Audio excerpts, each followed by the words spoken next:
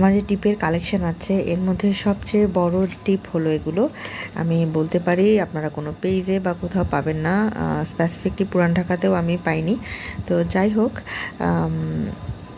পুরান ঢাকা বলতে আমি শাঁখারী বাজারের কথা বলছি, যেখানে বেশিরভাগ এগুলো শাখা টাখা এগুলো পাওয়া যায়।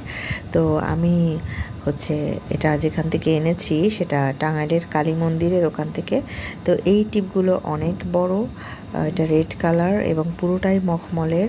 আর একটা যেটা পেয়েছি সেটা এটা হচ্ছে ডিপ খয়েরি, এটাও মখমলের মতো। এটার কাপড়টা অনেক সুন্দর, ফেব্রিকটা যেটা টিপে থাকে।